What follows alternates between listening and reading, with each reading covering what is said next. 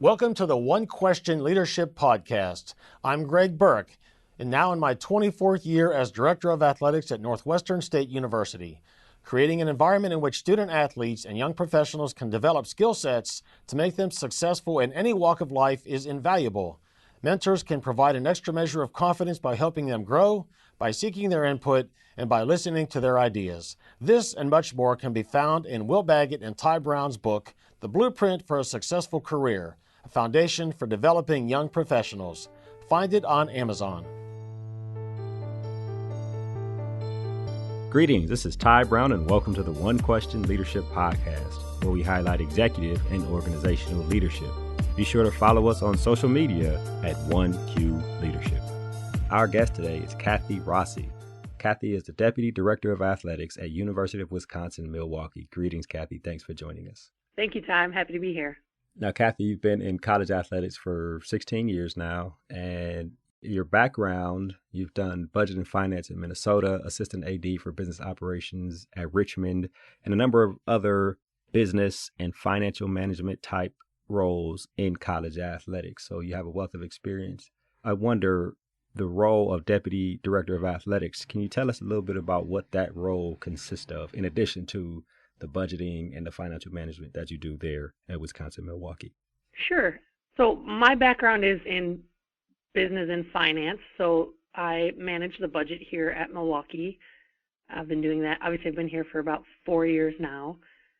So budget management. I also have some sport oversight, which is pretty common. I oversee volleyball, women's tennis, and men's and women's track and cross country. And then we do some secondary sport supervision roles here. So I work with the basketball program. They primarily report to our athletic director, but I also work very closely with that program.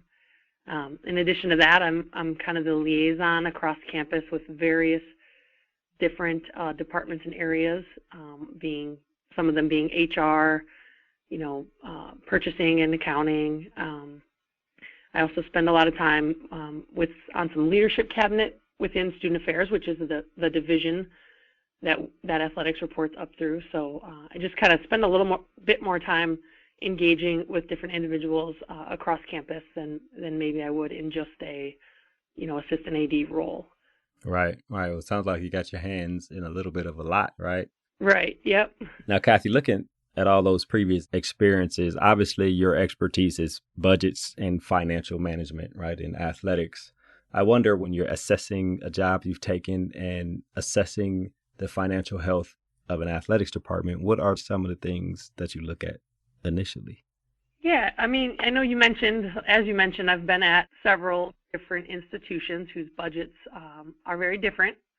So from University of Wisconsin Milwaukee, which were around a $10 to $12 million budget, whereas at Minnesota, it was at the time around $110 million when I was there. I think it's probably closer to $150 million with some of that Big Ten money they're receiving these days.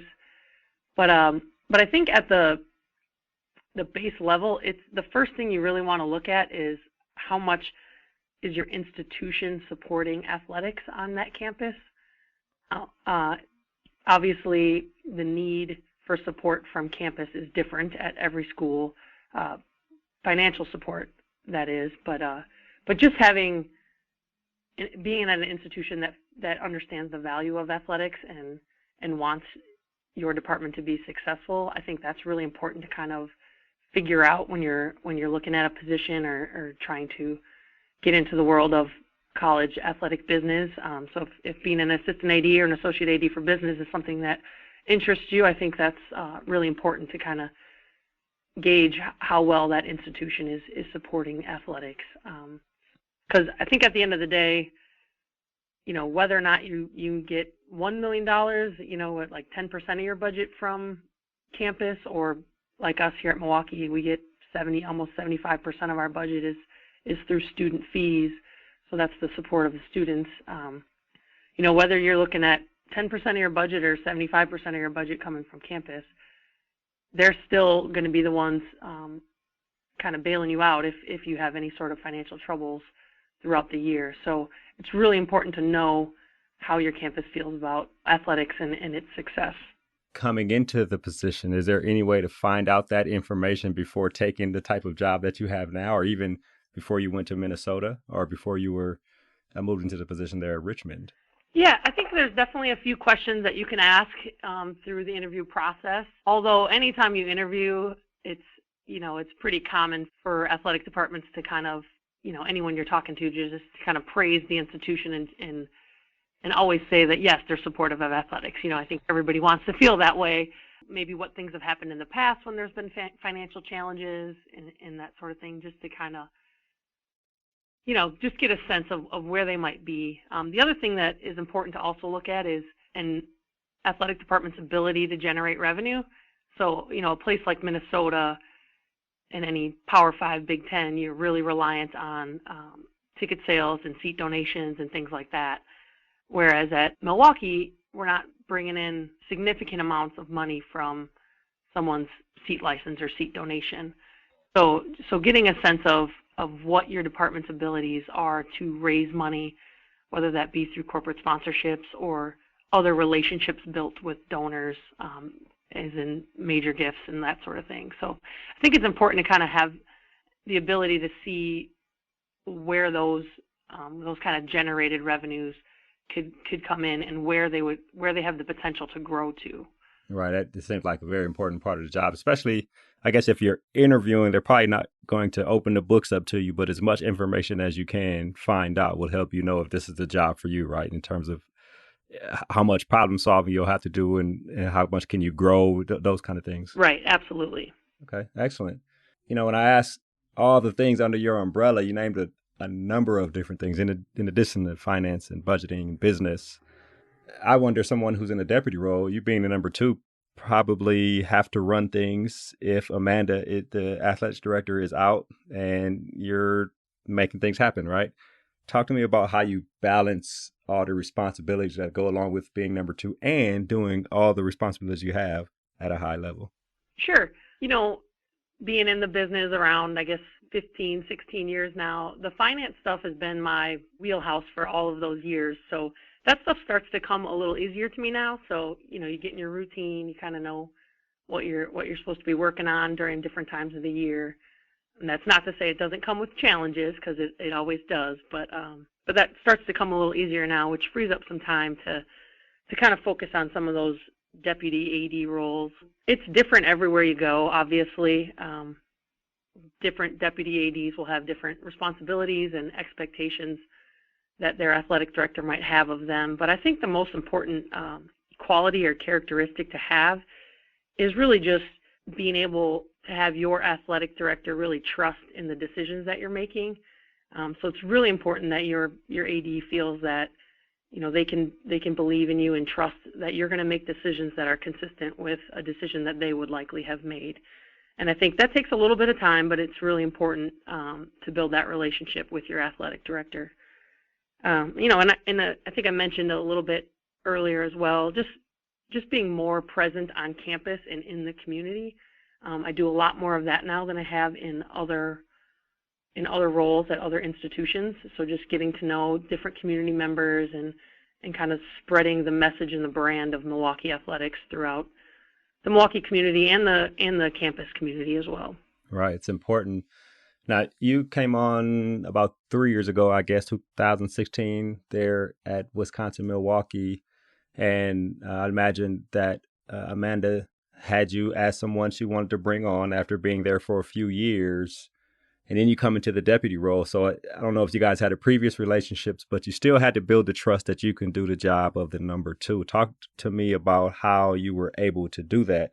I mean, obviously you mentioned being visible, doing the job you were primarily hired to do at a high level, but talk to me about the trust building process over the first year and a half to 2 years there at Milwaukee. Amanda and I, we did know each other. We're both originally Wisconsinites, so we both around a little bit, but okay. We had some mutual colleagues that she had worked with at Northeastern and I had worked with at the College of William and Mary as well as at University of Richmond. So we just kind of had a few peers that we knew.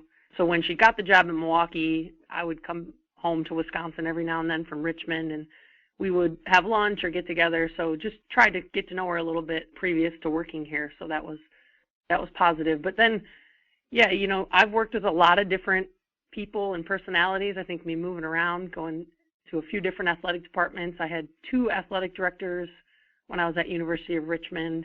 I also reported to the deputy athletic director at one point, so 3 different supervisors there, and another one then at Minnesota, and another boss at the College of William and Mary when I was there. So I've gotten used to working with a lot of different personalities, and so you just gotta kind of take, like you said, that first year or two to really kind of understand where they come from a philosophical standpoint. And I think with Amanda specifically, I probably wouldn't have taken the job if I felt like philosophically we were on different wavelengths. So it was good to kind of get a sense of that prior to taking the job, and then just learning in that first year or two kind of the decisions that she typically makes, and trying to be consistent there. And it's not as though I go around making just decisions across the board within our department without consulting her. It's just depending on how much time you have or whether she's available and that sort of thing. So you try to be sure that you're kind of spreading the message that you think she would be spreading as well. Right. So you had to learn that as well as she had to learn you, and it ended up being a good relationship to absolutely do things like where you do now. Looking at your bio, it looks as if you started off in ticket sales, and a number of us in athletics were told when we were young and first starting out that ticket sales is a great place to start in sports. Can you give us some insight on how starting in that area has helped prepare your career to where you are now? Sure. It's interesting. I was told that same thing when I took internship. Right. I got my master's degree at Old Dominion University in Norfolk, Virginia, and I got to know the assistant AD for business there at the time, who was Mark Brown. He's currently the athletic director at Pace University, just outside of New York City, and he gave me that same advice. I'd moved to Virginia not really knowing anybody, and then this internship at Boston College opened up, and I thought, well, I don't know anybody in Boston. Why would I go up there and work in tickets when business, the business office is really where I want to be? And he said the exact same thing you said, that it was a great place to start. And I think specifically because you're working with money and numbers and balancing your drawers and that sort of thing, he thought it would give me a good experience if the business side of things was the way I wanted to go. So I took his advice and moved to Boston College, and I still wasn't quite sure. I remember thinking, like, tickets isn't really what I want to do. But it was a good experience, I think, going to a Power 5 institution that was, at the time, they were actually in the Big East. The next year, they were transitioning to the ACC. So that was a kind of a fun experience to be around as well, just from a brand and messaging standpoint, the way they handled that. But I think, just like anything, it's really the relationships that you build when you're doing these things. I think my time at Boston College, I did a good job of showing kind of the administrators there that, I worked really hard and I was committed to everything that I was doing.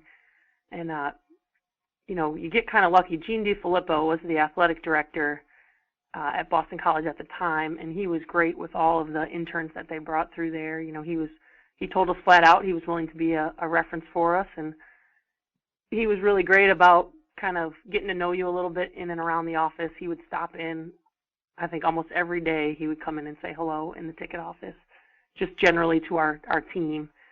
And then Mark Brown at Old Dominion, he was another reference of mine, and the first job that I got was actually at the College of William and Mary. So my boss at the time was Frank Hardiman.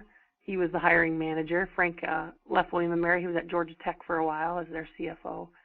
But Frank saw, he worked with Gene DiFilippo at Villanova, and he knew Mark Brown because they were in the same league at the time in the CAA. So, I think he had a comfortability in those two people knowing me and knowing that I was going to work really hard. So relationships are important. What was the position at William and Mary? It was entry level was an athletic business manager. So I did a lot of the team travel and equipment and those types of things, just kind of the day-to-day supporting the coaches with their reimbursements and that sort of thing. Did you find that the time in ticket sales translated somewhat to your first job?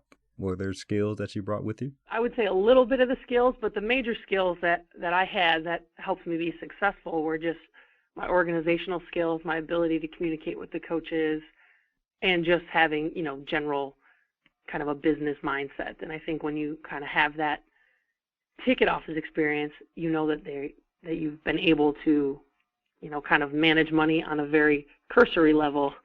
So it does kind of translate there. But really it's about, like you said, getting to know the right people, and then showing everywhere you go, showing people that that you have the skills to be successful in whatever they throw at you. Right. So it sounds like sales was just showing that you can exist in a business environment, and then your natural inclination towards organization, towards understanding a business, towards attention to detail and communication and getting to know people helped you progress to where you are now. It sounds like you're doing great things, and your career is something to look at for those out there who thinking about starting in tickets or who actually want to work in business on the way to possibly being an athletics director. I really appreciate you joining us here on the One Question Leadership podcast. Absolutely. I appreciate you having me, Ty.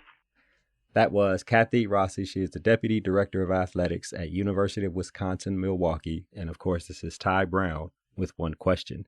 And keep in mind, the role of a leader is to create and maintain an environment that people want to be a part of. And as always, be better tomorrow than you are today.